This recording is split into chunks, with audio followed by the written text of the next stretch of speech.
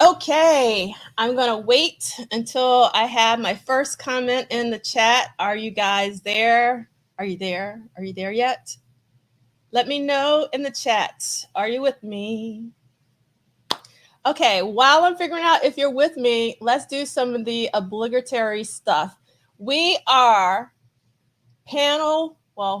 take 3 for the day. I am super, super, super, super excited for every single person who is on this panel. I can't wait to hear it. But before that, we have to talk about the disclaimer. The estate of Prince Rogers Nelson is not affiliated, associated, or connected with the Welcome to America virtual celebration.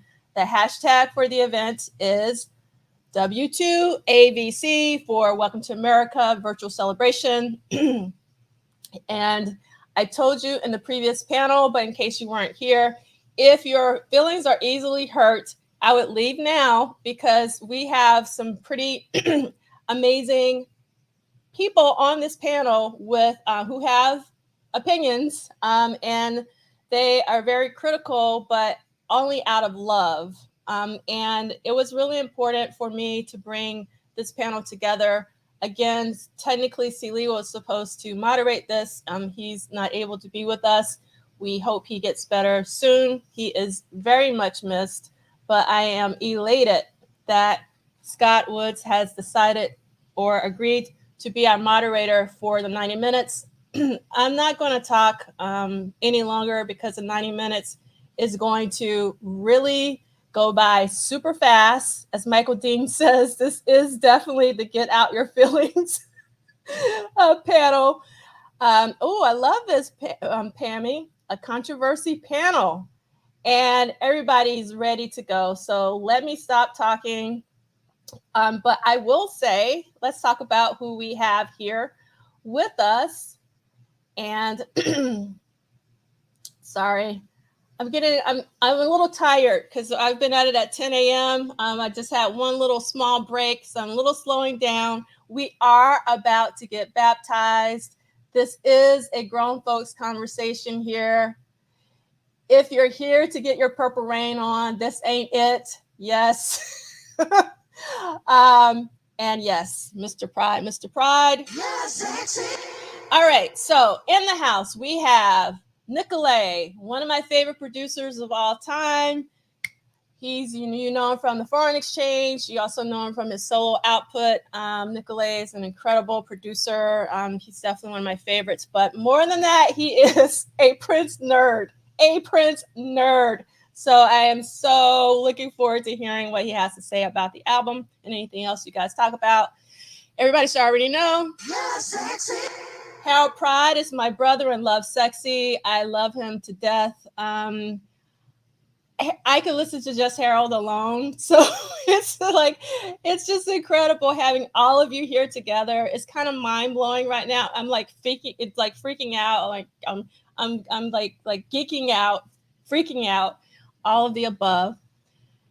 And we can't, we have to say a lot about my other brother, Arthur Turnbull, who is usually on my right-hand man for all the symposia that we do. But this is not a symposium. This is a Welcome to America virtual celebration. We got to show, I've been showing different covers. I love the booklet and the deluxe. I love this photo. It's not coming out. I love the gold foil. I'm going to say that till Kingdom Come. Look at that. Just the packaging is incredible. Again, at 6 p.m. Eastern Standard Time, we're going to talk with Mathieu Bitton about the packaging. So I hope that you guys will stay for that. That was really a treat. And last but definitely not least, my oldest Prince friend from high school, Southwest DeKalb, Ricky Wyatt, who is also with me on our Grown Folks Music Prince and Prince Related podcast. So without further ado, I'm going to shut up and I'm going to let Scott take it away. Let's get this party started. So thank you, D'Angela. Thank you, everyone, for showing up. We have to begin this properly. We must all give props to D'Angela for once again, coming through for the Prince community at large, especially those of us who spend a lot of time writing about Prince, reading about Prince, studying Prince, and trying to put that information in the world in a new way. D'Angela is like our patron saint. And so thank you once again for providing a platform. A lot of people say this kind of work needs to happen. D'Angela makes that work happen. And so we tip our hats, our shoes, all the instruments in the background, all of that gets tipped to you. Thank you. Thank you. Also, want to give a shout out to Celie McInnes, who was supposed to be our original moderator. He could not be with us today. He's okay, but he couldn't be with us today. And so we have to give a shout out to the deacon of the Prince community for real, because every time he shows up, it's church. But because Celie could not be with us today, I'm here. So it's not going to be church. It's going to be barbershop. All right. This is going to be barbershop. And as is typical in most Black barbershops, there's always one white dude. So Nicolay is in the house with us, chopping it up. But trust me, his picnic card is in full effect. Okay. So I want to start off just having everybody just kind of, we have about an hour and a half, give or take, which is never enough time, but we're going to do it. I would like to start off with just kind of getting everybody to comment on, just so we're clear, just so everybody knows who they're dealing with. What did you think of the record? Not the packaging, not the deluxe set necessarily, not like what did you think of this Prince record? And Arthur, you want to go ahead and kick us off? So I have a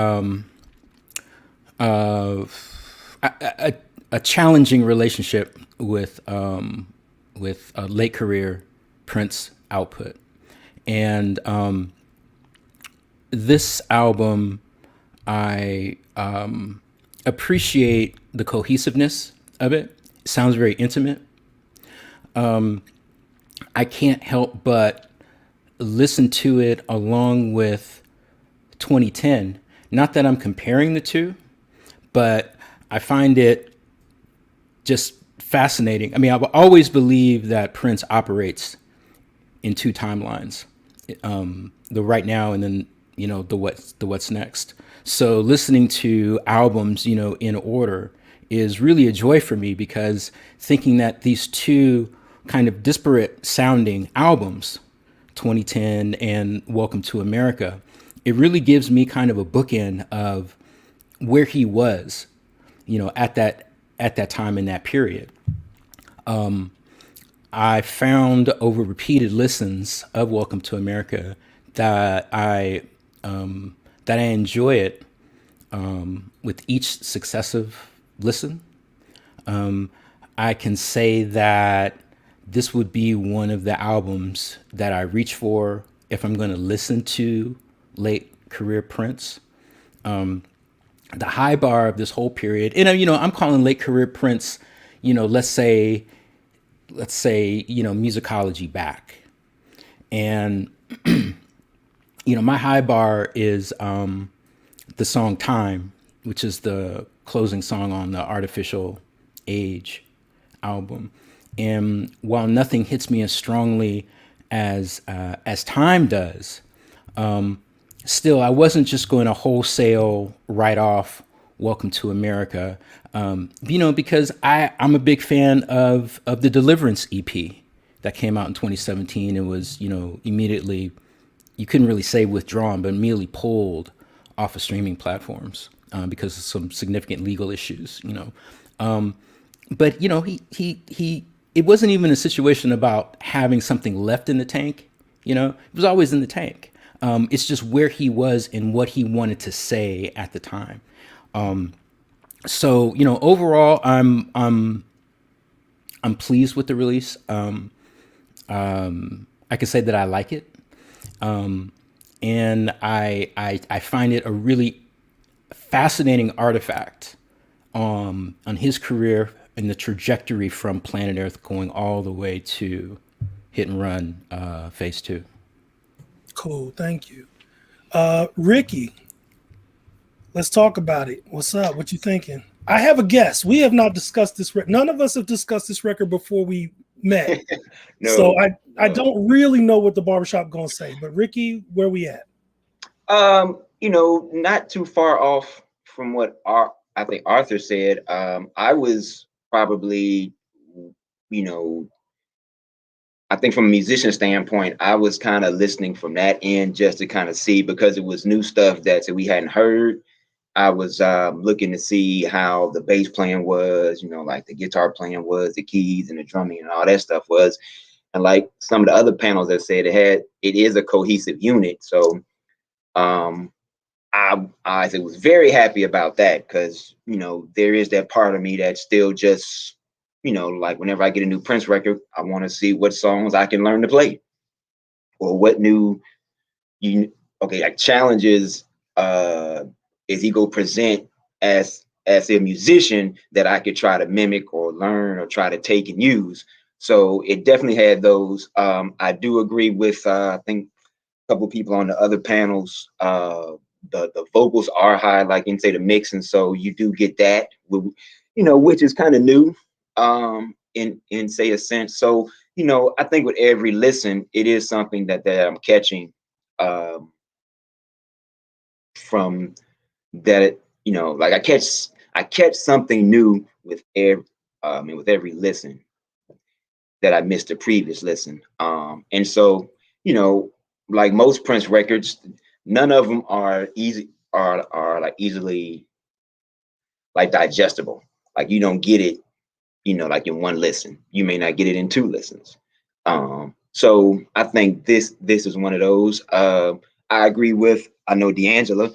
I was elated that there was some new material, because I thought after the last one, like Act 2, I thought that was the last time that we were getting new Prince material that we hadn't heard. And so after getting some vaults and releases and things, this was very, very, I think, very refreshing to have that feeling of I got a new Prince record, like you used to get like back in the day. Like when a new Prince record came out, there was some excitement or just some anticipation of wanting to hear like what was new. So that's where I'm at with it. Cool.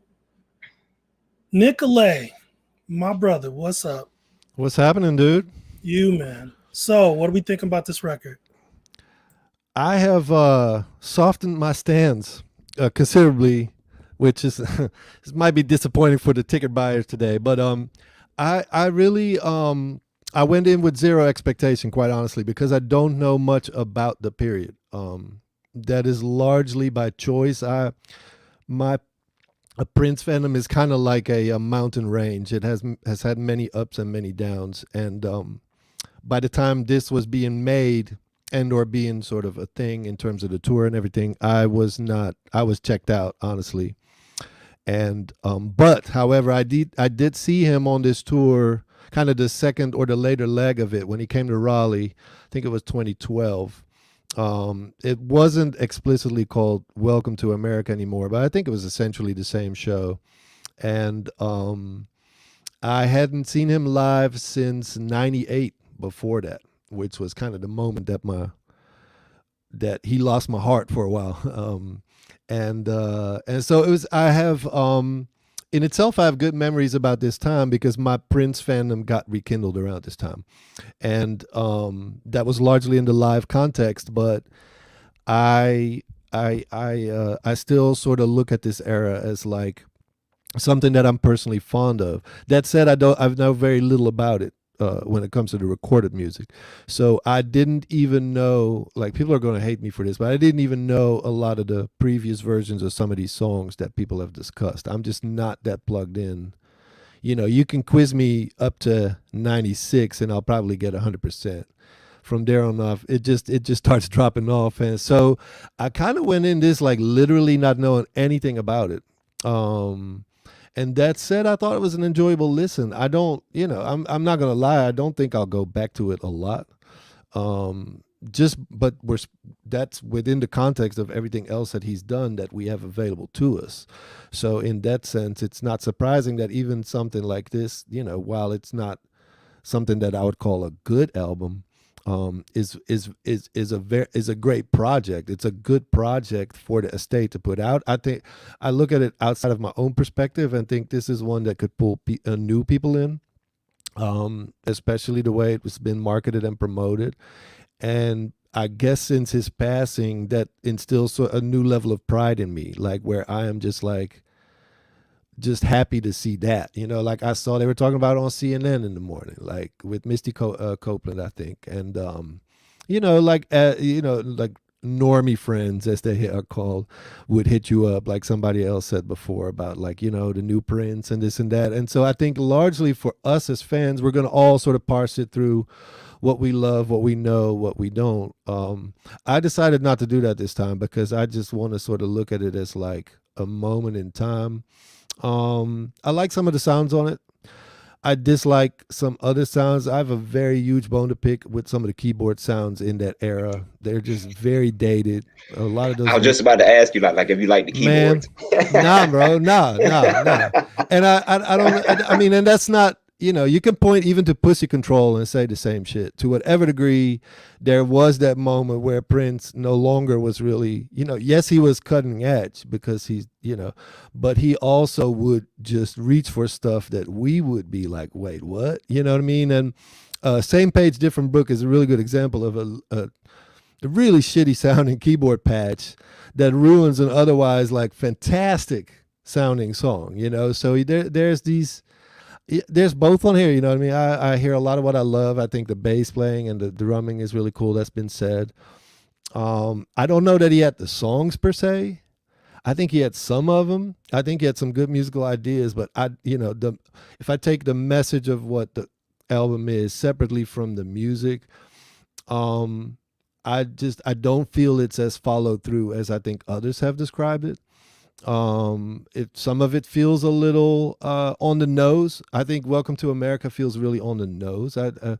As much as I sort of understand it and largely can sort of subscribe to what it is, it feels like some of it feels very just maybe that's some of those iPhone references where I immediately start thinking about it that dates this directly to something that in 20 years may not make sense. You know what I mean? And so I've got a lot of favorites on it too. I really like I like actually I like Born to Die. I like, people have talked about the P-Funk influences that they hear. I think I hear some of that.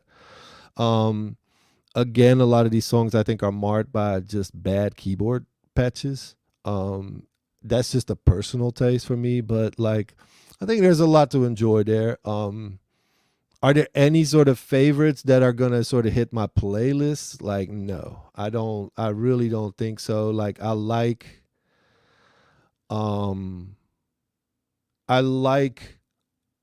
When She Comes. I think that's sort of in the tradition of Prince ballads. I think it's a very worthy entry.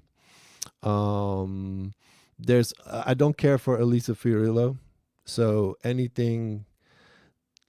I didn't like Shake by the time, and there's a little bit of Shake by the time on this records in one of those songs, and that I just don't care for it. But I was surprised that I think it's like I said, since he passed, I think I look at everything through a lens of wanting to know about it, wanting to hear it, wanting to understand it, even if I don't like it taste-wise, you know what I mean? Because to me, those things are now almost two separate things. So personally, I may think one thing, but as a project, I think they nailed it. It was cool to see. There's an entire album that I didn't know shit about. I didn't know any, like, first time I played it, didn't know anything about it. And that is a very cool experience, And I think I played it I think I've listened to it in its entirety about 5 times. This morning was the last time I wanted to refresh sort of for this panel. I was washing dishes and it was jamming. Like it was really, I wasn't really sort of super deep into it, but it was jamming while I was doing dishes. So, hey. Okay, give it time. And then last but never least, Harold, what we thinking? That's still, as simple as that question is, it's still loaded. I think we'll probably get to individual tracks, so I won't really cite any favorites or anything like that. But as an album, the first value, any Prince estate release, its initial value and its most important value to me is not whether or not I like it or the folks on this panel like it. Even though we all have our own sonic preferences, and will always perpetually be interested in those conversations. The ultimate value truly is, will this album be the spark that introduces someone else to his work, right? And not to speak for everybody on the panel, but ultimately the work is done for all of us, right? And with no regard to how we may individually feel about the album, we bring a lot of baggage into our first listen to a Prince album, right? Individually, we bring a lot of baggage and a lot of context. So that's the first piece, whether it's Welcome to America or any of the prior post-2016 releases. I think that for a younger ear, or maybe just an ear that had not probed Prince's catalog, what will this be an album that implores them to search further? And the answer to that question is oftentimes yes, which is exciting, right? That's exciting. Relative to my own thoughts, my feelings around it, much like Nicolay, they've softened.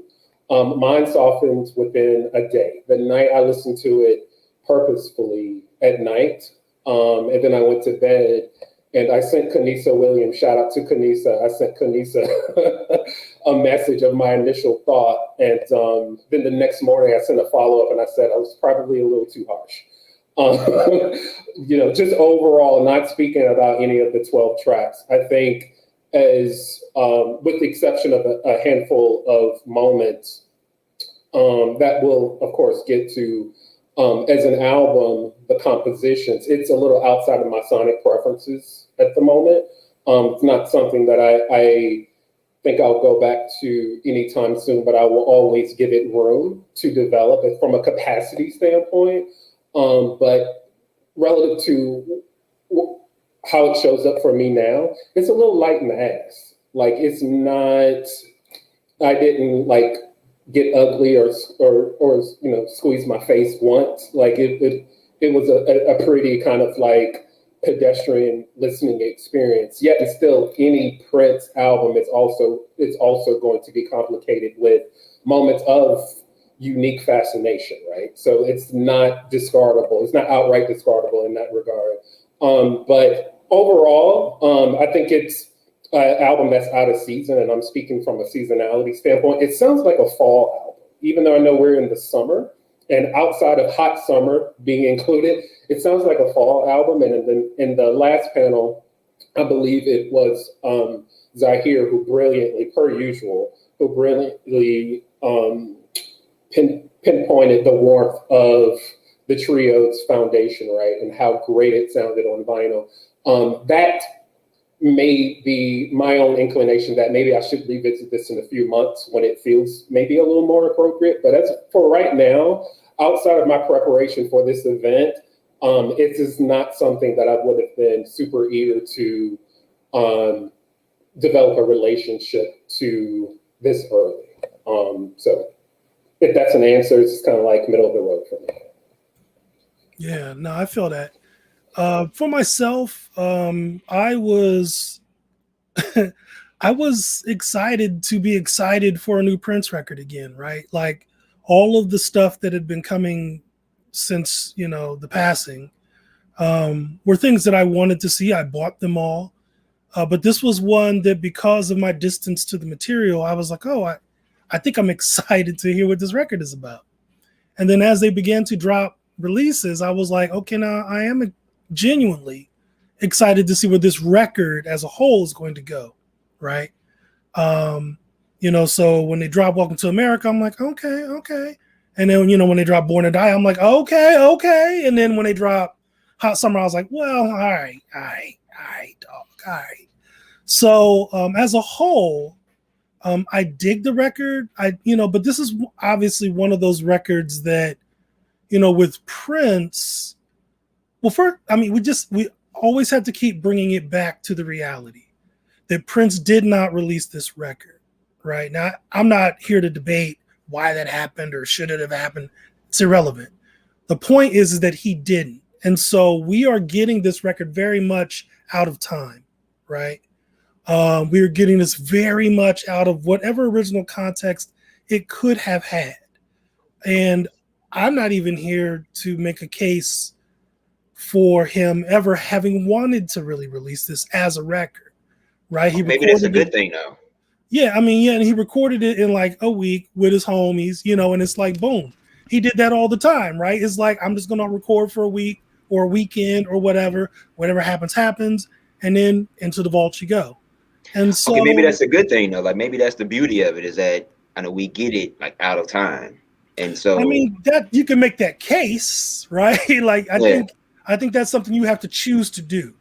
Yeah. Right. Mm-hmm. I don't think it does that on its own. It doesn't stand on its own out of time per se.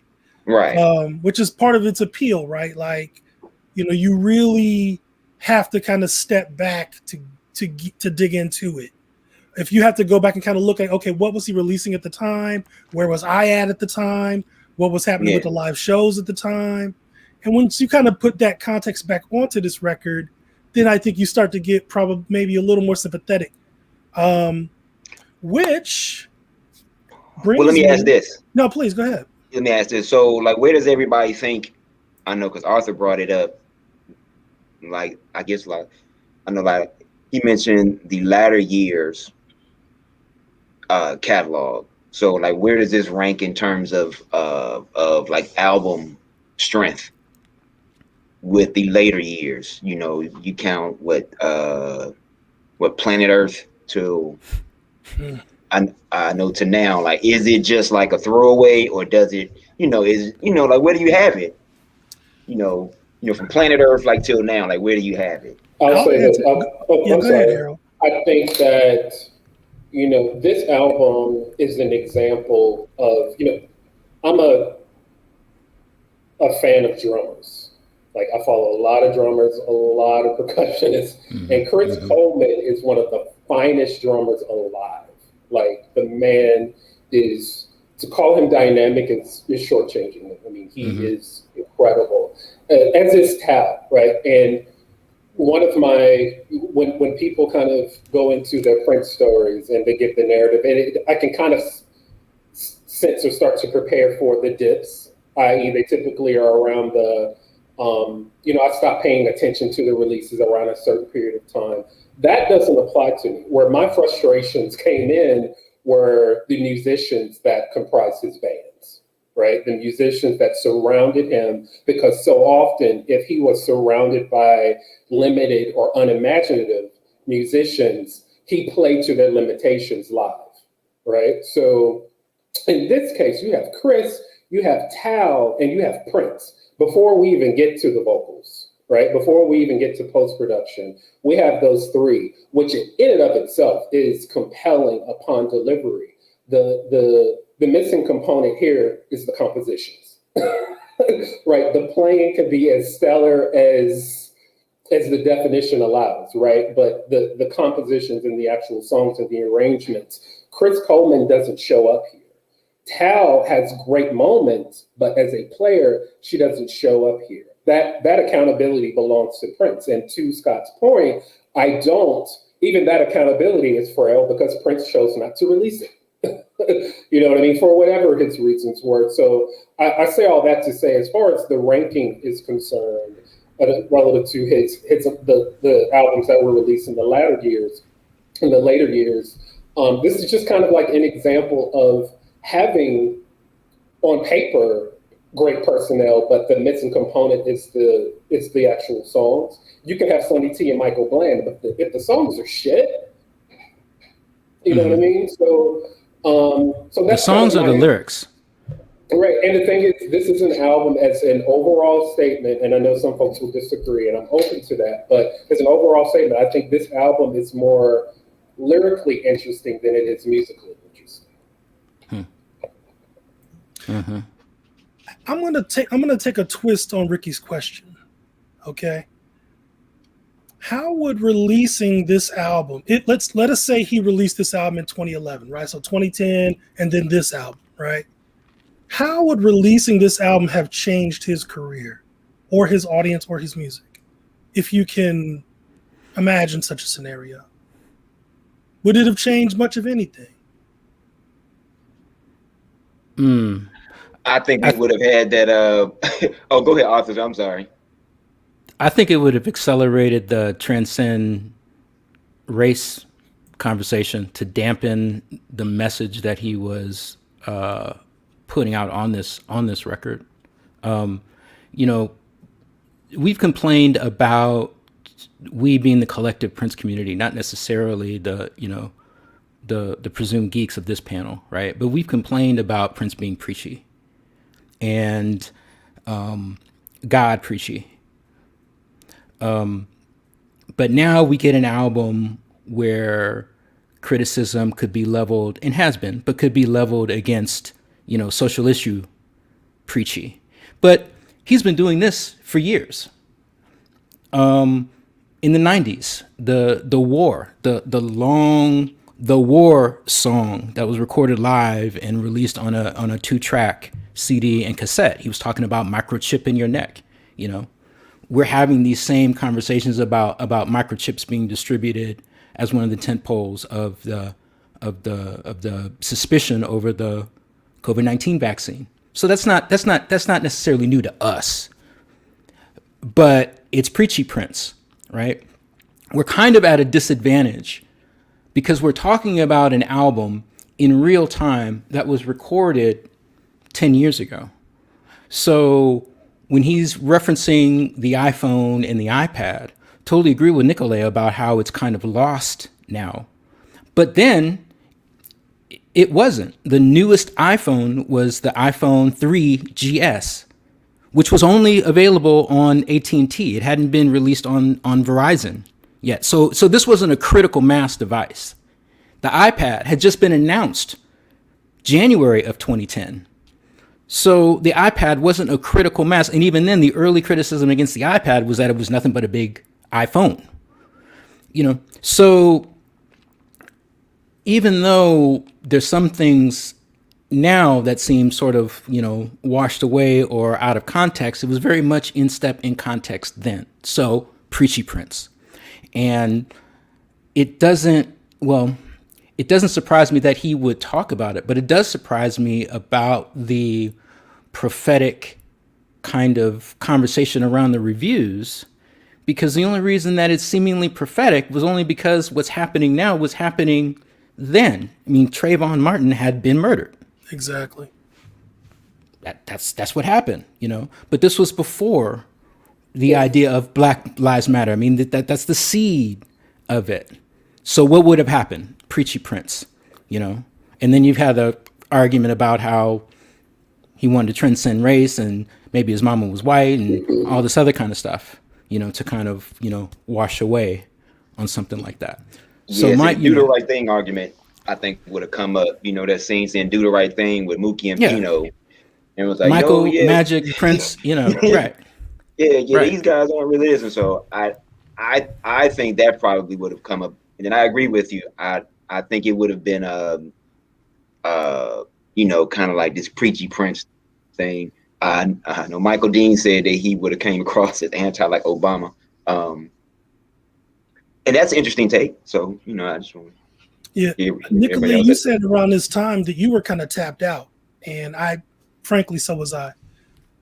Would this record have brought you back? I don't think that it would have. No, not well. Had I given it a chance, maybe. But then, would you have given anything at that time?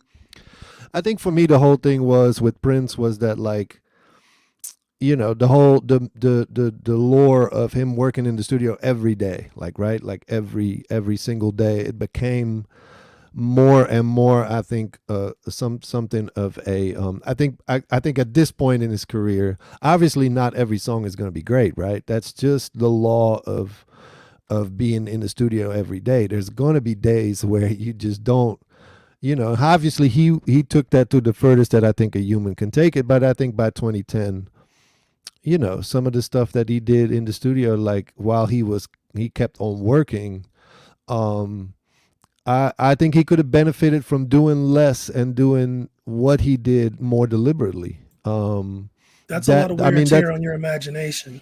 It is, and the fact that he was able to do it for 20 years straight and kind of like kept up the quality to a pretty astounding point.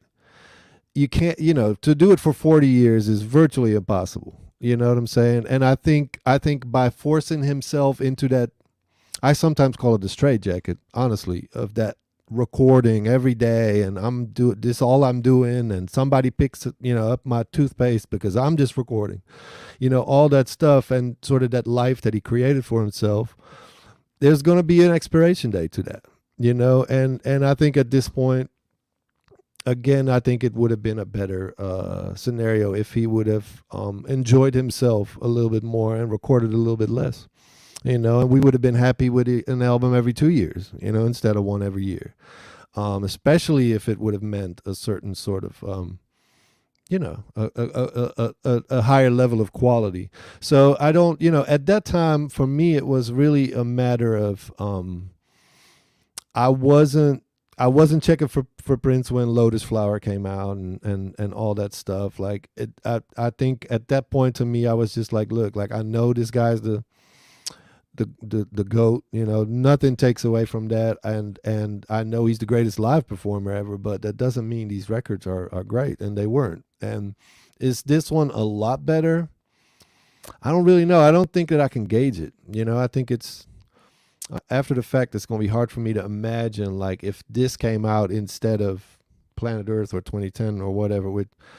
I really didn't hear any of those records in real time, you know. So, like, for me, the last new Prince album that I heard sort of like in real time and real, like, this is going to sound funny to people, but I was really excited about, ironically, was New Power Soul. Like, that was a record that people were trashing, and I was really excited about it. I thought it provided some sort of a new direction for Prince at the time.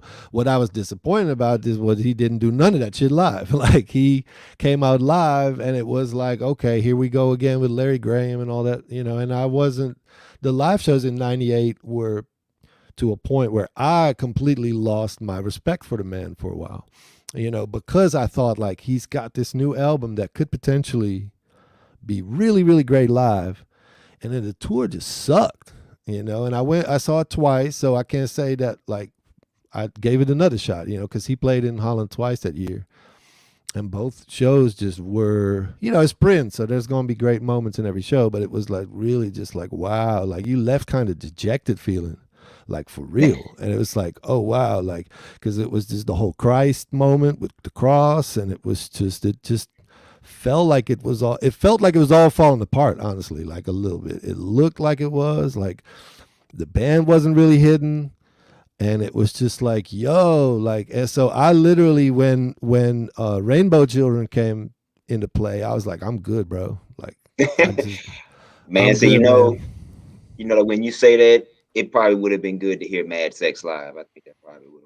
Right. Or like, yeah, I mean, it was a great album. Like, it had, like, you can argue about the material. I think Push It Up is great. Like, and maybe that's just the producer in me, but that shit sounded like fire, bro. When I first heard, and all the crazy fuckery that he does with voices on that record, like he's pitching shit down and up and harmonizing. Like Wasted Kisses live would have been good. Like Wasted Kisses is fire, bro. And like for him to basically reduce it to like yelling Freaks on This Side for half an hour over like Days of Wild.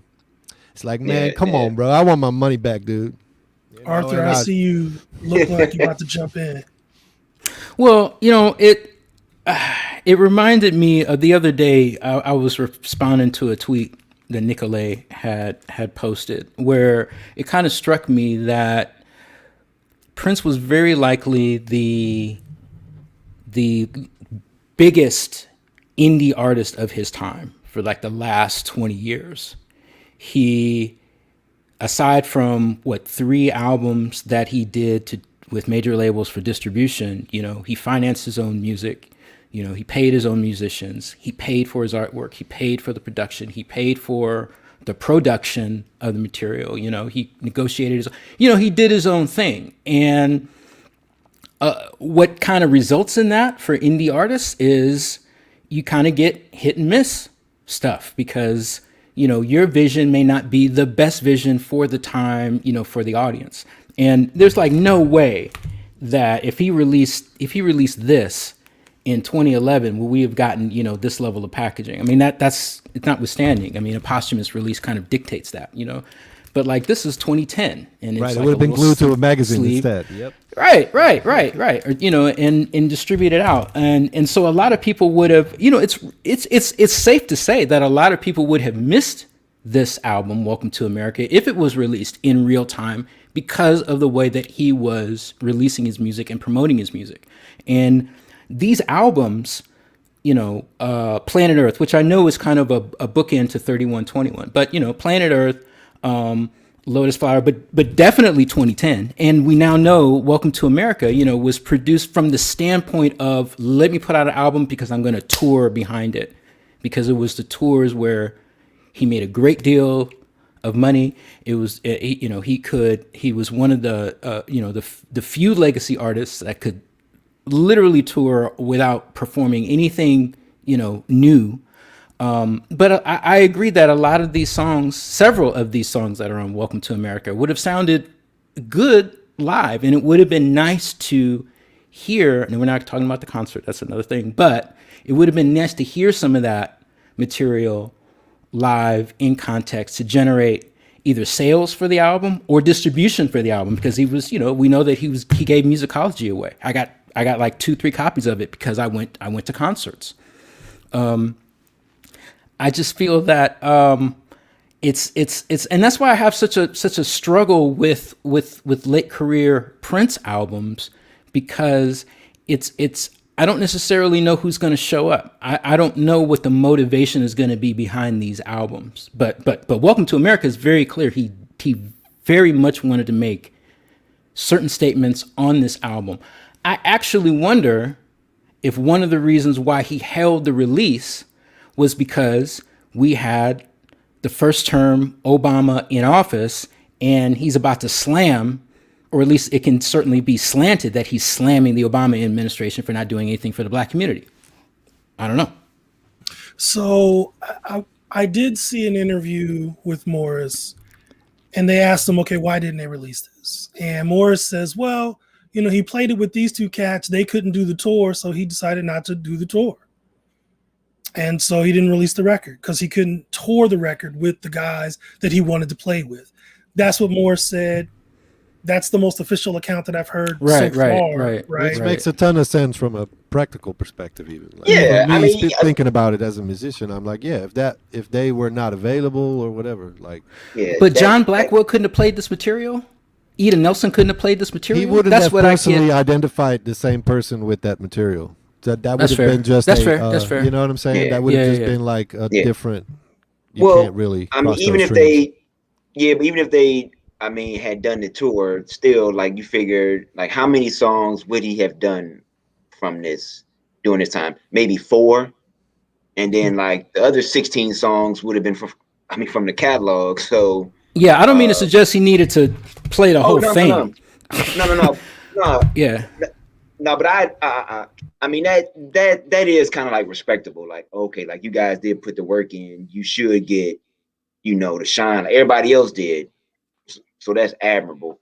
But in like the, you know, kind of like Nicolay said, like real scale of things, like you said, I mean, John Blackwell like could have played. I mean, like I think what, like 80% of the show are catalog tunes. Mm-hmm. So you talking maybe 4 songs where it's new stuff. Everything else is stuff that they would have had to learn like from the catalog. So like you kind of just flip it. Ida and John Blackwell could have learned 4 songs and then done the catalog. I do wonder what the impact of this album's release would have meant to the show that we got, right? Like on the scale that Welcome to America was on that stage, how rejuvenated Prince was with that band, what would this material have looked like with those shows being what they were, because there was a lot of lore. At this point, by the time Prince is performing, particularly in the United States, he finally abandoned the ... for the last time, right? We heard the playing XYZ for the last time shit since the 90s. So by the time you get to 2010, like it's no longer valuable. But when I'm thinking about the material on this album and what those shows were, so much of how those shows were kind of promoted was that the show changes every night, right? Which it's not necessarily deceptive, but it kind of implies casually that there's improvisations going on every night and the band is just winging it. Now, more often than not, these are rehearsed and, fully arranged moments. Prince is just changing up the set list. But with what that show was, I'm reaching to think of how any of this material would have fit in. I was able to see this show 4 times.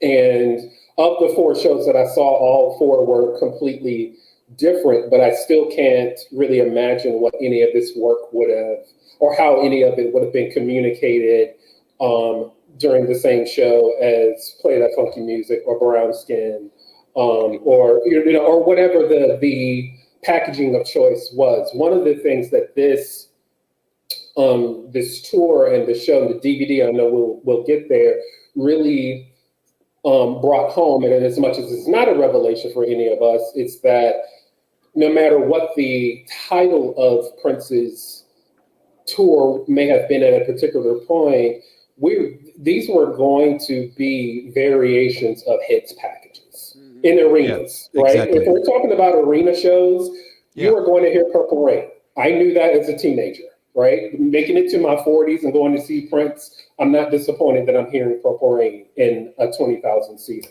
It's going to happen. But so I say all that to say, Ricky, I think you're spot on, and anyone else who's mentioned it is spot on. Even with this tour being named after an album, the album could have been released and he still may not have played anything from it. Yeah, like you don't think Check the Record could have translated live? I'm going on mute. I don't know, man. I think, he's like, Come on, stop. okay, Check the Record wouldn't have worked. I don't know, man. I think the band wasn't I think that's crazy to say, right? And I mean, we could get to the DVD later, I suppose, or the Blu-ray, but I mean, I think he had the best and the worst in the band at the time. But I think, like Harold said, he was doing the greatest hits package. Even when I saw the tour, it was very obvious. It was this is he kept saying, I got so many hits, and he would just one after the other. And it really was a great experience, because I took my partner, my foreign exchange partner, Fonte, who had never seen Prince before in his life. He's a big fan, but not a obsessive fan like I am. So for him, it was the first time. And he walked away absolutely floored, you know what I mean, as your first Prince time will be, you know what I mean, and the fact that happened in 2012 at that point, I think it was, because it was early 2012, was really remarkable, that somebody that has a maybe a more superficial love for Prince could really walk away from a late career show and think holy shit. And it was a great night because Shaka Khan opened, and it was look, this is just a festival almost of hits, you know what I mean? So it was really, but it wasn't, I don't think I heard anything that would have dated, I don't think he even played Musicality, you know what I mean? So I think all of what he played was heavy hits. And then he did a bunch of the covers, which, well, I don't want to get ahead to it, but that's not what I come to the show for, but it was a crowd pleasing set that was kind of geared to more, I think, not necessarily, definitely not to fans in the sense of there wasn't no deep cuts in there. It wasn't, yes, he would pull out his 17 days, but even that, to whatever degree, is a relatively obvious choice. But there wasn't anything in 93 and 95, he would really pull out shit that was holy shit. You know what I mean? He would still do, some of it was geared to hits packaging and medleying and shit like that, but he would put some shit in there that was the wink to the super fan. You know what I'm saying? Almost Always in My Hair in 93. You know what I'm saying? he didn't do that anymore in 2012. I don't think. Like, it was just purely just like entertainment to whatever degree, and getting people their money's worth. And I think from that one show that I saw, both, like, it was absolutely that. It was an incredible show. But if I had to say to you, like, musically, what was like sort of like really kind of mind blowing about it, that wasn't really the deal. That wasn't really going on. It had Renata Neto on there and just like stuff like that. So it's going to be a little Vegas-y, Yeah, I will kind of counter that a little bit, Nick, and I'll start with how wide the Welcome to era really was in comparison to timeframes associated with other Prince projects. So, the introduction of Welcome to was in 2010. The Chicago shows for Welcome to were in 2012. So this is a pretty expansive period of time. And to your point, yes, we were getting a lot of hits, but there were items, talking like I'm at work now, there were compositions that showed up during this window that either had not shown up before or hadn't shown up in a really, really long time. Extraordinary came back. He did Extraordinary the first time. He did Extraordinary since One Night Alone was at the Columbia, South Carolina show for the Welcome to run. That showed up. What's My Name showed up in Europe. Chocolate showed up in Europe. So there were rarities that would pop up, and which was part of my own enthusiasm for the live branding of Welcome to, and that it really felt like an opportunity live for Prince that, if he wanted to go somewhere, he could, and he had a band for the most part that could follow along. Like John Blackwell, the rhythm section of John Blackwell and Ida Nielsen, that's a pretty powerful rhythm section. So with the resurfacing of all of that archival material during this window was really, really interesting, and was part of the reason why I continued to go to 4.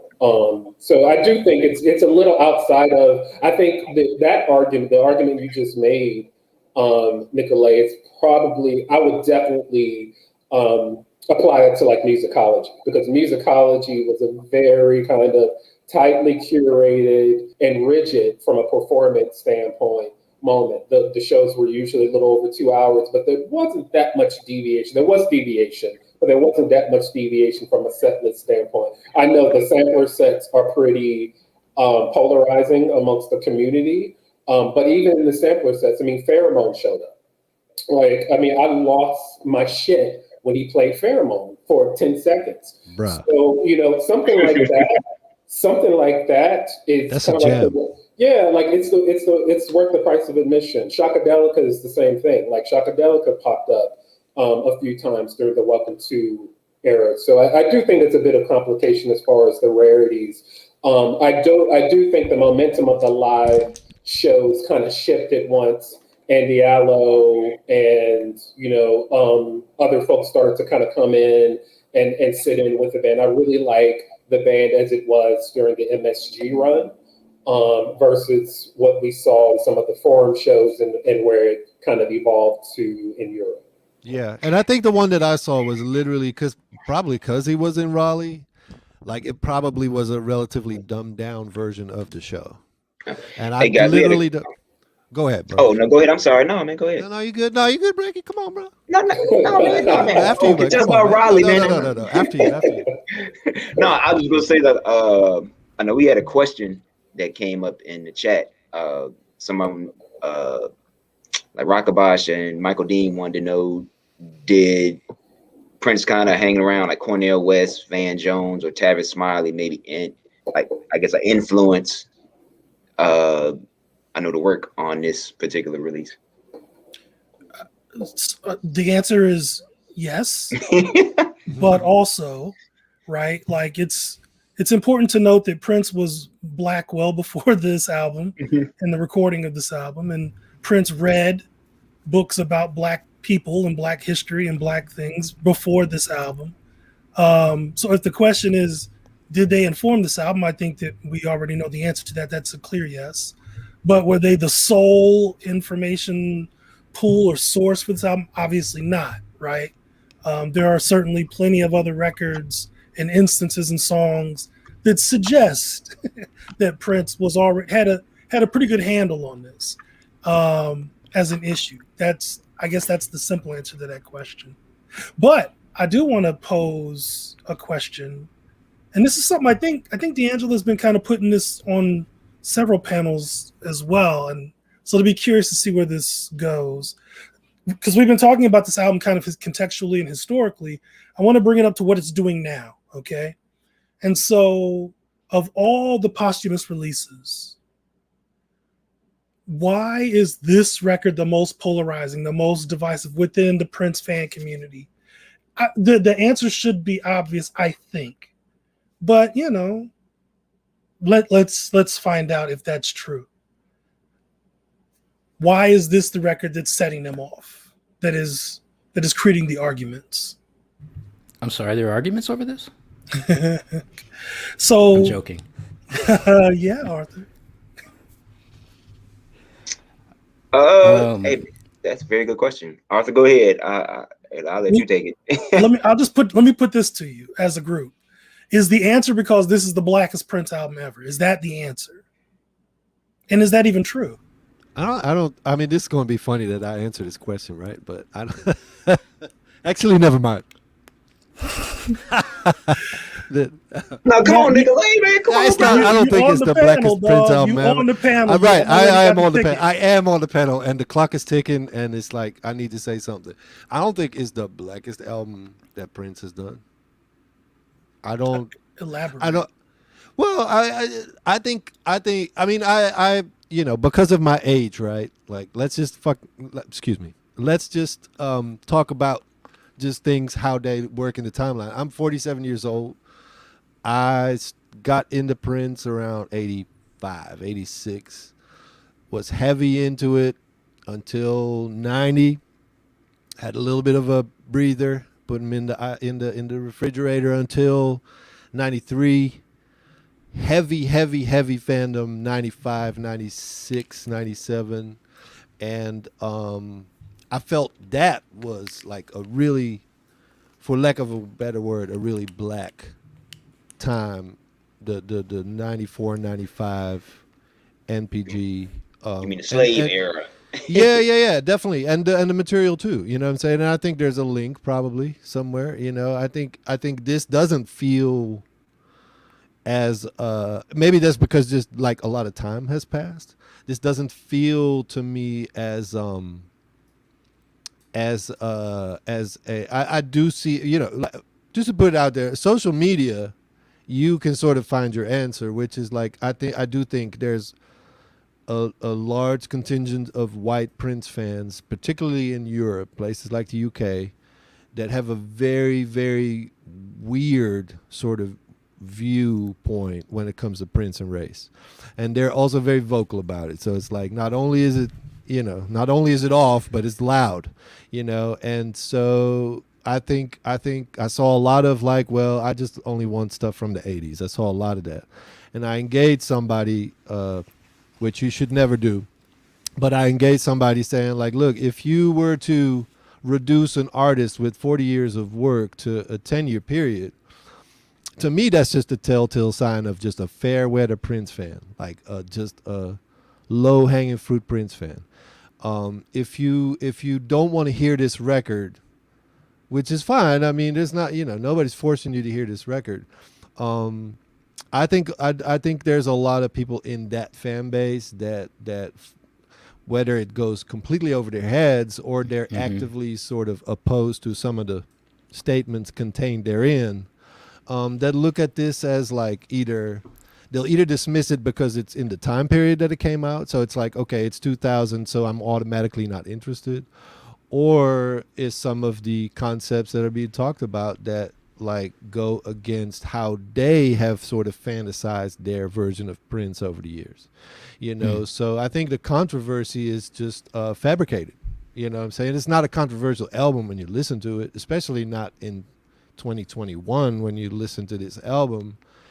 It's like, it's not even like a Black Messiah or something like that where you can really say like, okay, this is like sonically really sort of more gritty, or like it's a very good, pretty sounding, hi-fi, amazing sounding album, produced, mixed very well.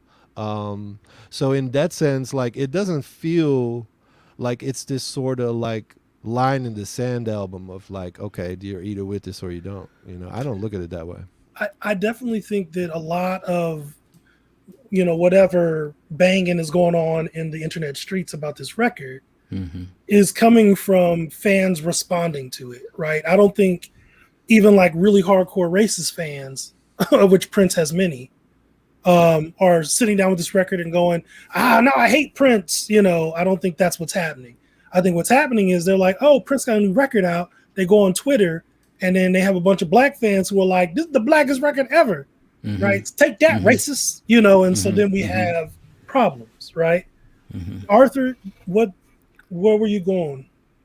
Well, Prince has always supported causes to advance, promote agendas geared toward the Black community, where he came from.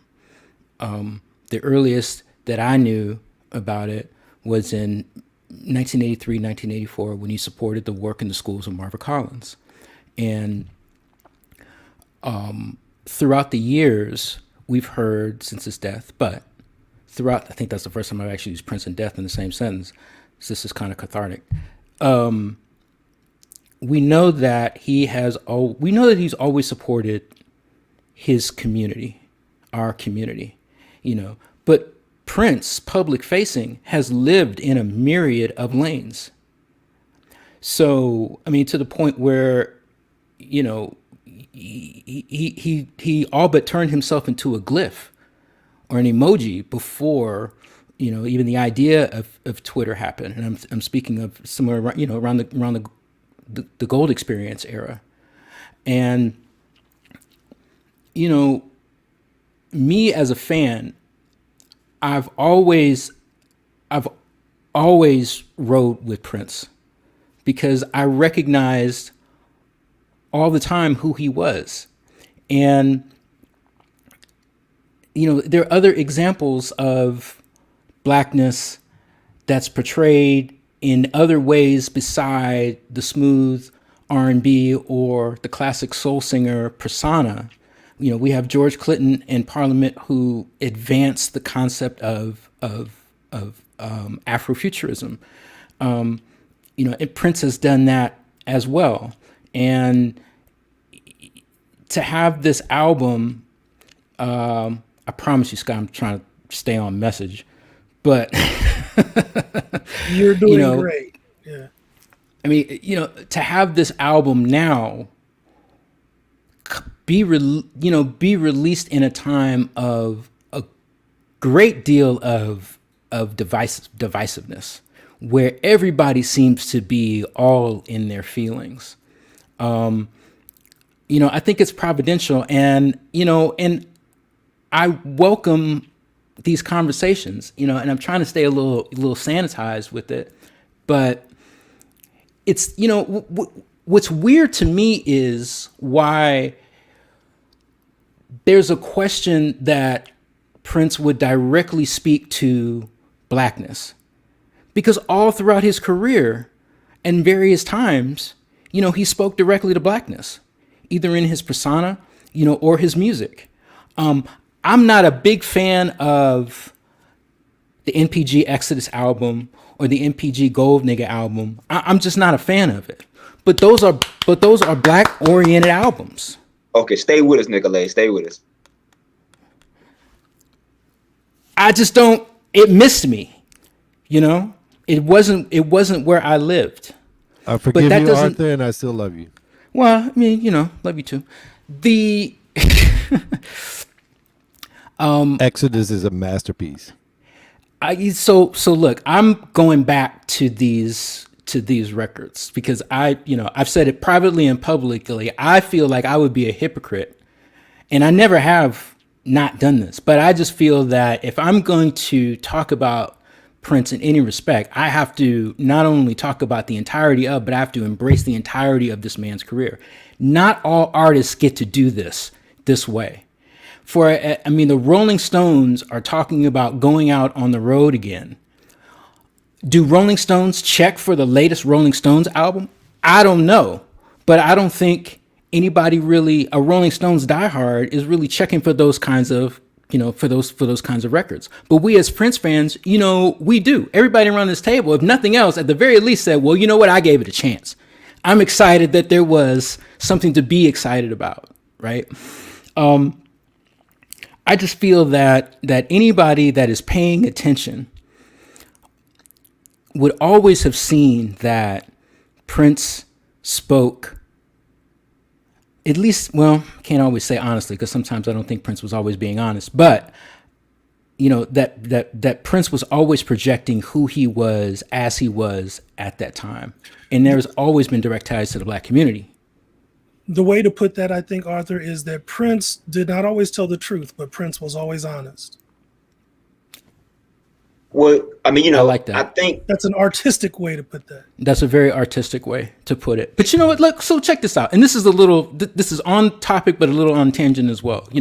I've read a few reviews of the album, and in several of those reviews, they've talked about a lyric in 1,000 light years from here. Song I like, by the way. The opening line where he talks about, we can live underwater. It ain't hard when you've never been a part of the country on dry land. And there's been an association that he's talking about the housing crisis of, 2007 through, 2012. And he referred to it also in Act of God on the 2010 album. But to me, it's a nod to Parliament's Aqua Boogie, where in Aqua Boogie, George Clinton sings that with the rhythm that it takes to dance to what we have to live through, you can dance underwater and not get wet. That the water and navigating through it is symbolic of the navigation that Black Americans have to do on a daily basis in the United States of America. 1,000 light years from here, we can live underwater. It ain't hard when you've never been a part of the country on dry land. And I see that that reference missed a lot of reviewers. Many of them were white reviewers, but not all of them. Now, maybe I'm wrong, but the fact that I can even see that kind of duality speaks to there's a chance that he actually was referencing Aqua Boogie. I actually think there's P-Funk references throughout the album. Agreed. On the title track, Welcome To, which I enjoy. And the first Welcome to America show that I attended was the first one at MSG on December 18th, 2010. So this is the day after, I think, the second New Jersey show at the Izod. And he opened that show with Welcome to America as it's arranged on the album version. But once I heard the album version, after about 2 or 3 listens, I said, that's what it's reminding me of. And what it reminds me of as a composition is the song Paradigm, which is, of all of Prince's collaborations with George Clinton, that is my favorite. Like, it is just both icons hitting on all cylinders. And with George taking on the role as narrator and Prince augmenting George's narration with background vocals, much like Prince is using his spoken voice in Welcome to America with the background singers kind of augmenting some of the messages that he's speaking about. In addition to just the tempo, as well as the sparseness of the arrangement, Paradigm and Welcome to America really kind of belong in the same canon, and ultimately all of it is an homage to P-Funk. I feel like there's references there, but to your point, Arthur, if you're not coming into the experience of listening to Welcome to America as a reviewer or even as a listener without that background, without that context, it could conceivably be missed, which is why non-white folks have to be a part of these projects, right? Like, they have to be a part of these projects. I think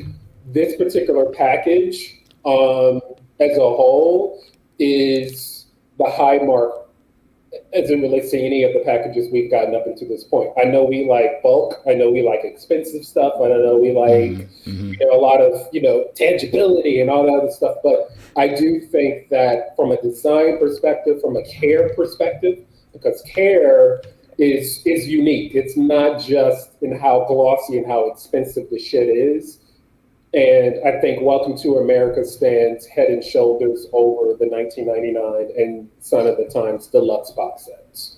I know I kind of touched on several things, but I definitely at least wanted to pivot from that P-Funk point that Arthur brought up. I mean, and to just jump onto the P-Funk reference, right? Like, to me, if you listen to the track Welcome to America and the first thing you don't think of is Parliament's Chocolate City, then you have not listened to enough Parliament, right? Yeah. I mean, like I think Zahir like pointed it out in the last podcast. I think when he asked why people say is this Prince's blackest album, it's because they've never heard him speak about certain things or certain topics in a certain way, but there's evidence of it since as early as Dirty Mind. And so now it's probably just more in, say, your face. And so they aren't used to, Prince talking about like Black Wall Street or like navigating underwater or like these things. Like they want the, like Raspberry Beret, like When Doves Cry, like sexy, like MF type thing, not the guy that's talking about, like stuff that's in the community with his people. And so that may be alarming to him because like Zaire, stated, like he is an intelligent, he was an intelligent brother. And so he always had this stuff there. It just depended on what you listened to, like when you caught it. And so, no, go ahead, Harold. No, I'm sorry. I was just going to jump for a quick second because and B and C Lee repeated it and stated it in far more eloquently than I will, but he basically, and I forget if it was the last event or maybe several events ago, but he basically said, paraphrasing that, if preachy Prince is, the catch-all or, like the core of your discomfort or what is challenging you from engaging in the work, then you probably won't be that interested in Prince because preachy Prince has been around forever. Okay, like I don't know how much more explicit you can be than the Controversy album up until that point. I mean, even going back even further than that. So, have you listened to a Purple Rain show? Have you listened to like the piano medley in the middle? Like, so the murmurs or whatnot that so many folks started to contend with. It's right around 2000, 2001, around Prince's preachiness in advance of the release of the Rainbow Children. I want to be very clear. I remember right around like the Hit and Run window where he was kind of like performing yet again hits packages. And I think now that I think about it, I really do think that it was a way to introduce John Blackwell, which rightfully so, right? Like you should be introducing John Blackwell. But at that time, there was so much criticism around what Prince was talking about. Specifically in Purple Rain, because during the Vamp, he'd go into UPN, right? He'd go into the WB, right? He'd go really, really deep in ways that, as someone who had been to several Prince shows in several eras prior to that, it wasn't that jarring for me, but for a lot of people it was, right? They just weren't used to having to contend with that in the midst of it being bookended on a song like Purple Rain, which, it's like their grandmother's Prince. I mean, plus when I think when he did this record, he was what, 53, 54, something like that. I mean, so, is he supposed to be talking about meeting some woman and walking and holding her hand and like 54? Right. I mean, like you've done that already. So I mean, I kind of get where he was coming from, and then maybe. Like, he just had, I mean, like y'all said, he called some musicians, when they hung out in group, and he had to just get this out because it was there. Like, again, I mean, like we're talking about a 50-plus-year-old guy that's had like a 40-year career. I mean, like what I mean, I don't want to hear him talking about, still stuff that he did back during the second Prince album days. Like, I mean, like that's not gonna, catch me lyrically. Mm-hmm. I mean, it's kind of spooky. I mean, kind of eerie thing about like you still writing about the same thing that man you did in like 1980, 79. I mean, no, like no one wants to kind of hear that. And so, I mean, again, I think some people like Nicolay said, like you only want the 83 to 86 Prince, and that ain't happening. And so, like you kind of do. I mean, so there's so much more to that. Yeah. I mean, it's good to remember that Prince was and has always been a terraformer. He always creates these worlds and brings you into them. And regardless if it's the world you want to be in or not, if you want to stay with me, this is how we're going to have to, communicate. Love Sexy, textbook example of that. Purple Rain, roll up in with the lace and the purple. And, all right. So Welcome to America is Prince terraforming America as he sees it and as he experiences it, and he's inviting you, yes, but he's bringing you in.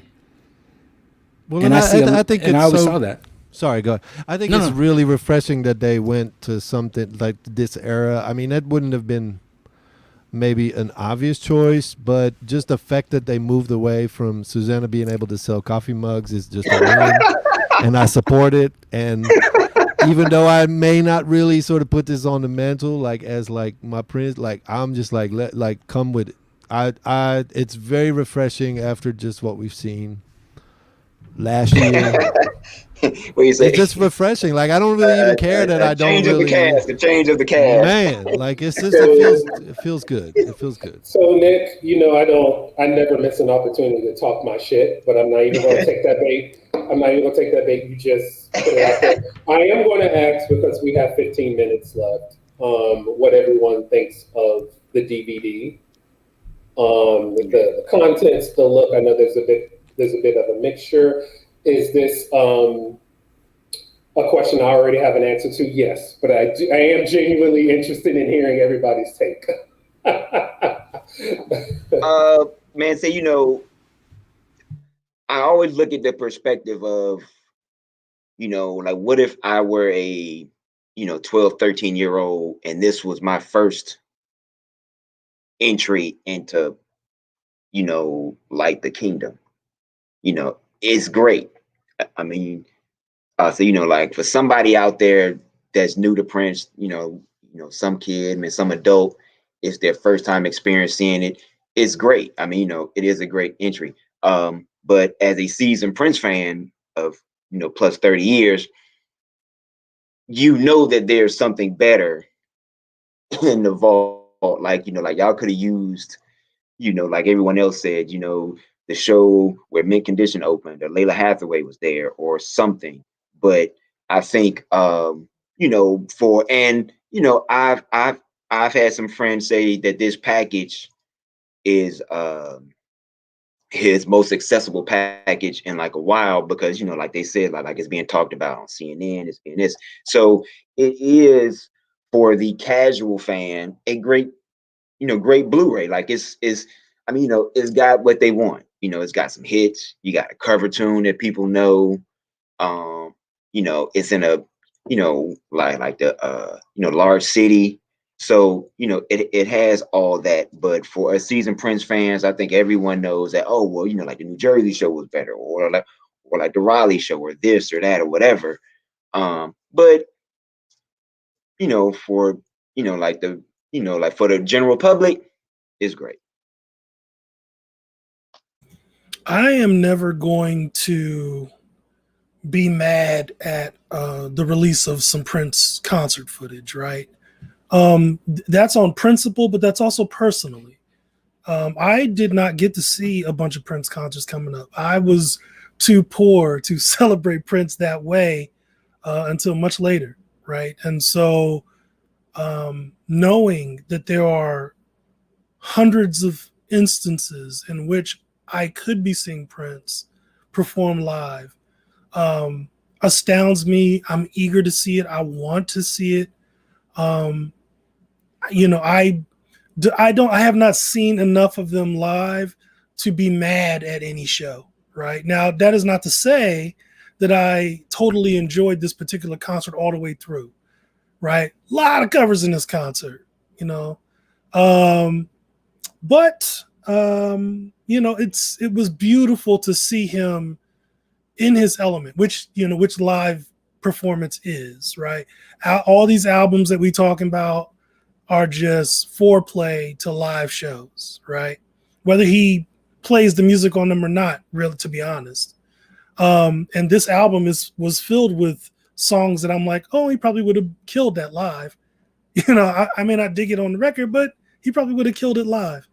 And so I was happy to see it. I was able to go to Paisley Park at the last minute and catch it on the soundstage with everybody. And, you know, that was a pretty powerful experience.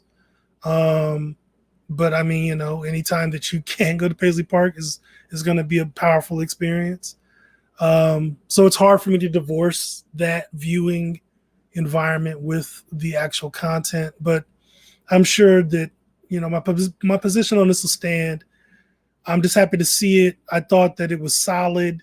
You know, some of the, you know, the quality of it, you know, was kind of hit or miss, but that's, you know, that's video. That's just how it is with live videos sometimes. But I'm very happy to have the record of it.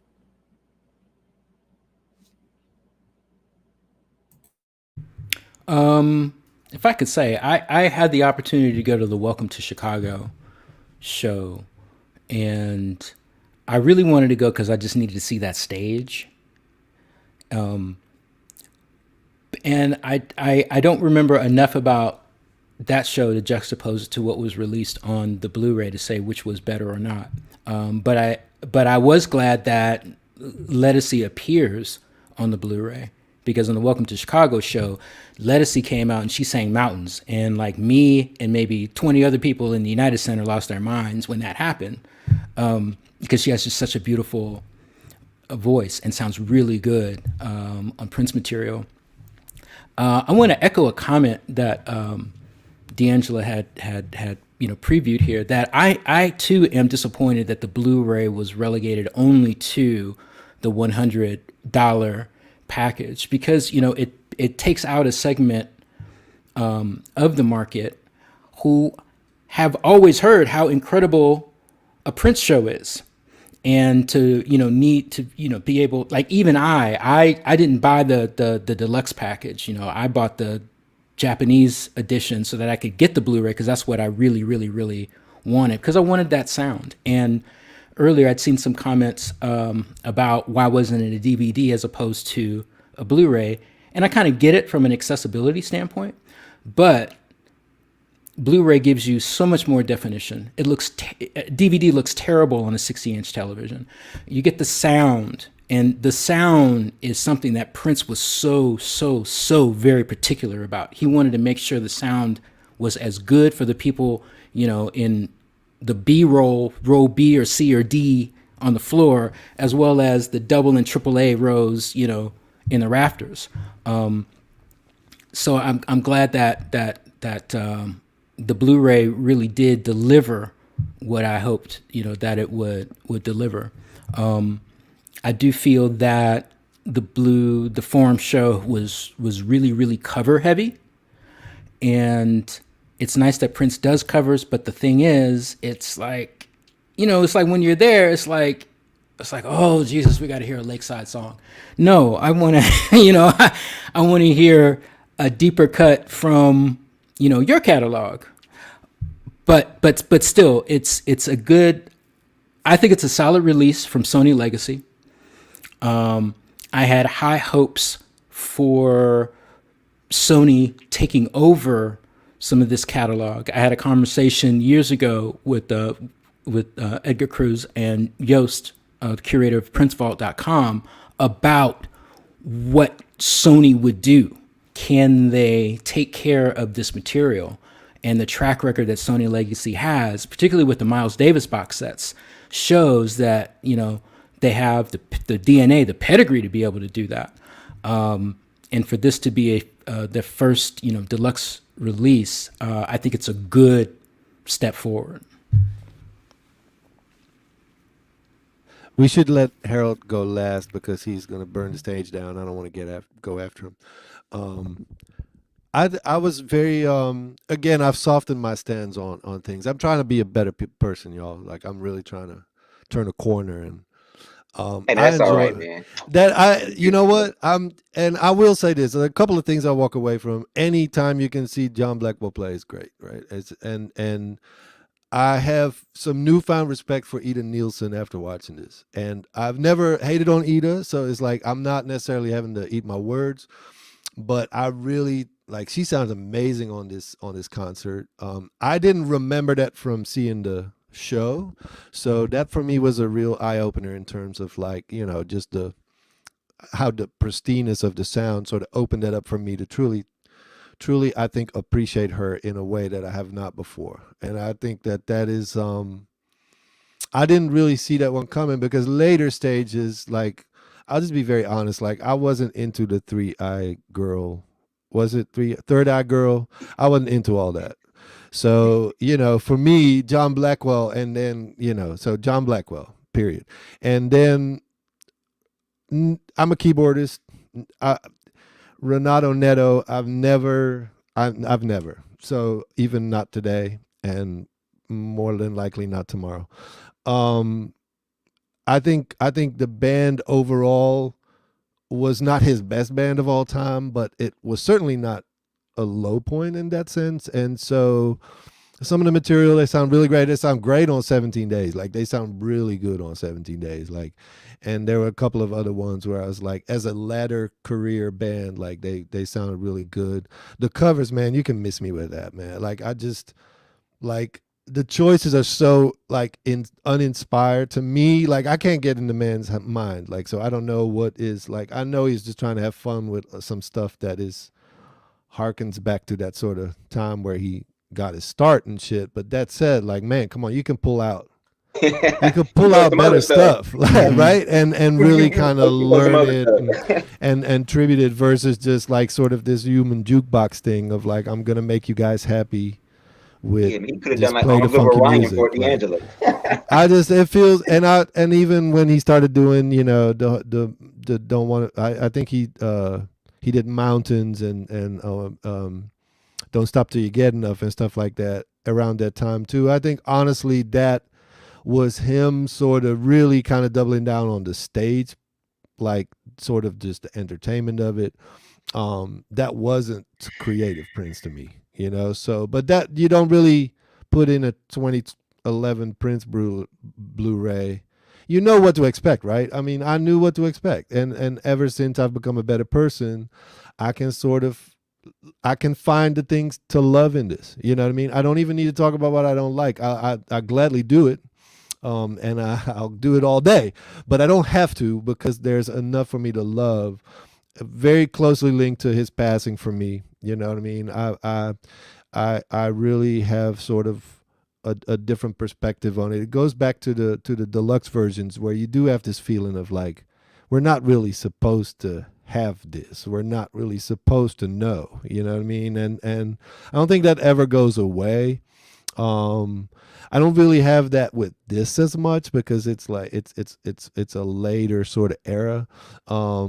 I thought it was great. I really love the close-ups. As a musician, the close-ups are fire, man. Like the fingers, dude. Like the fingers of the guitar playing and the bass playing, Ricky, right? Like when he man, the facial expressions, all that, yeah, man. Dude, like the close-ups are fire, dude. Like, and I really appreciate, like, I guess Dwayne was partly responsible for that, or some I've heard something or another. But as a musician, you certainly get like ample, it's there. Like, nerd stuff where you are like, yo, like when he's on that bass, it's like, yeah, bro, get it. I mean, indeed. So, that never gets old. Yes, it's a 2011 show, but like, brother brings it, man. So like, hey, I ain't mad. I'm not mad at all. Harold, hit us up before Mom comes in and shuts his party down. It'll be, hey, Mom. Yeah. So take your time. Like, don't go too crazy, but I want you to make your points. So, Yeah. no rush. It'll be brief. Yeah. It'll be brief. I'll be brief. Number one, like my issue with the DVD has actually nothing to do with Prince, and nothing to do with my own preferences. In truth, I mean, it is always going to be fascinating to watch a Prince performance. Whenever I'm able to focus for more than 30 seconds on the stimuli of the moment, one of my favorite things to do is just to watch his hands. At any given point of a Prince performance, just watch what his hands are doing. And if he's playing an instrument, don't watch anything else but his hands. So like this, the DVD in and of itself is really rich from that perspective. So I don't have any complaints around the band or the covers or anything like that. My issue with the DVD is the audio and some of the liberties taken with said audio.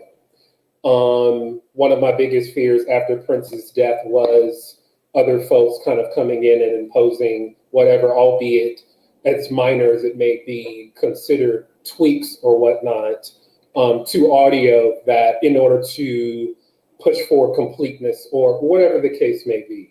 And there is artificial crowd noise in several places throughout this entire DVD.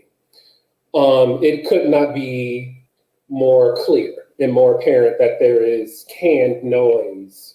And that canned noise, you know, it may very well be based on the fact that the show wasn't well attended for a lot of reasons. So the tickets, or at least the attendees, were encouraged to come into the lower section of the arena because there were only a few hundred tickets sold for that performance. So we don't see any wide shots or anything like that, which I think may be attributed to it not being that well attended because of the short notice. So I'll leave room for that additional crowd noise being added on as an effect throughout the DVD. I'll leave space for that. But there are changes also to some of the musical components. That version of 17 Days is one of my favorite versions. It really exploits Prince's rhythm guitar during the second half. Once he's kind of calling out additional solos, it really exploits the influence of Caribbean music on 17 Days as a composition. Like everything we love about 17 Days is really attributed to reggae, roots, dub, lovers rock. With the slightest twitch, 17 Days is a lovers rock song, period. So without going down that rabbit hole, this version of 17 Days and the entire show, some people may not be privy to, but this entire show was circulating and is still circulating in soundboard form within the bootleg community. So, and it has been for many years. There are also clips from this show that are audience recordings. If you cite those audience recordings and listen to what is on the DVD, there are at times distinctions in what Prince played and what we're actually hearing. And the overdubbing component is really is a major bone of contention for me. And my hope is that in future releases, as satiated as I am by the package, my hope is in future releases, whether it's Morris Hayes or Kirk Johnson or whomever, that they leave Prince's music alone. Don't add nothing to it. Just leave it alone. Like, I don't care if you wanted to make it feel like the room was full and there were 500 people in there. Leave it alone. We're good. But that's it. Yeah. So just to wrap this up real quick, I just want to thank everybody for coming out. Thank you, D'Angelo, for this opportunity. Regardless of how you may feel as a fan or not fan of this record, it is an important record. So just bear that in mind and keep that in mind and keep printing and Prince harder. Okay, Prince harder. Yeah, thank you, Scott Woods, man, for moderating and absolutely get well, brother. You know, well done. And to my barbershop cohorts, man, it's good seeing y'all again. Yeah, man, it's been too long, man. Yeah. We need to get another album out, and we could keep doing these. I need this. Right. You know, maybe I guess me, you, and Edgar got to do another Madhouse one. You know, like to push a Madhouse box set. You know, me, you, Arthur, and Edgar. It's a good cause, brother. It's a good cause. One of the things I'm thinking about doing is I really feel like we're doing this too quick, meaning like we really haven't had time to really live with this album. But at the same time, I'm curious, and I'm thinking about actually maybe revisiting this album in a year. And like we did the after salons with the Sign Times Deluxe, I'm thinking about doing after salon with this, but a year later, to see like, you know, did it stick for people, and like, would your opinion about the album change? I'm really, really curious because even though we're doing like 4 roundtables today, we still haven't touched the surface. There's so much, you know, going on with the album. There's so much going on with the Welcome to America tour. There's just a lot to talk about. So I want to thank each and every one of you. You guys brought it. I have to give some special love to Nicolay. I mean, thank you. I so appreciate your honesty and how direct you are. And I don't know. I don't think you need to necessarily get wiser. I think you're fine just the way that you are. Thank you. I do want to point out this quote from C. Lee because I also agree. He liked the new tour better than Welcome to America. I like the new tour better than Welcome to America. And the reason why I'm pointing this out is because people give the new tour so much flack. And what? They miss it. I've talked to a lot of people that go like, what? You like the new tour? Like what, you know, crack are you smoking? But I agree. New tour, phenomenal. It would be fantastic if we had like a special release of a new tour show, you know, like I mean, it's probably hard to do the Blu-ray. That's when I'll take my vacation. Yeah. Right? Man, listen, that I think that part of Miko playing Do Me is like enough alone for a new tour. We need to do a Miko symposium right now. Yeah, we totally need to do a Miko symposium. Miko was like really incredible. All right, so we need to take a break. We got to get ready for our final roundtable, but not our final session, because after our final roundtable, we have a conversation with Mathieu Beton, which I'm super excited about. But for our 4th roundtable, we're bringing the ladies. I can't wait. Girl power. I'm a girl.